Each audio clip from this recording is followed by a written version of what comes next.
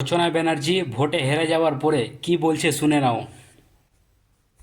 আমি রচনা বন্দ্যোপাধ্যায় 2026 বিধানসভা নির্বাচনে বিজয়ী প্রার্থীদের আমার অনেক অনেক শুভেচ্ছা, অভিনন্দন। গণতন্ত্রের লড়াইয়ে মানুষের রায়কে আমি সম্মান জানাই। গতকাল থেকে এখনো পর্যন্ত আমার হুগলি জেলার বিভিন্ন প্রান্ত থেকে আমার দলের কর্মীরা আমাকে বহুবার ফোন করেছেন। তাদের উপরে নির্মম অত্যাচার করা হচ্ছে,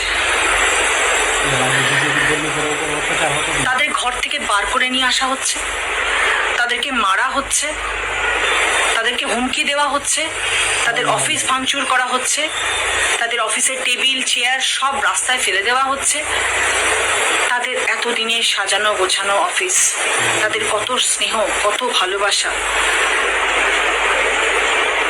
কত সম্মান জড়িয়ে আছে সেখানে, সেগুলোকে সবাই এনে বাইরে ফেলে দিচ্ছে, তাদেরকে হুমকি দিচ্ছে, মারধর করছে। তার থেকেও বড় কথা, তারা ভীষণ ভয় আছে, কারণ তাদের পরিবার রয়েছে, তাদের বৃদ্ধ বাবা মারা বাড়িতে রয়েছে, তাদের ছোট বাচ্চা রয়েছে, তাদের স্ত্রী রয়েছে, তারা নিজেদের প্রাণের সংশয় নিয়ে বেঁচে রয়েছে। তারা আমাকে বারংবার ফোন করছে জানার জন্য, দিদি আমাদের কি করণীয়, আমরা কি করব, আমাদেরকে বাঁচাও। এটা তো কাম্য নয়, আমরা তো এই রাজনীতি চাই না, আমরা তো সবাই শান্তিতে থাকতে চাই, আমরা তো এই বার্তাই সবাইকে দিতে চাই।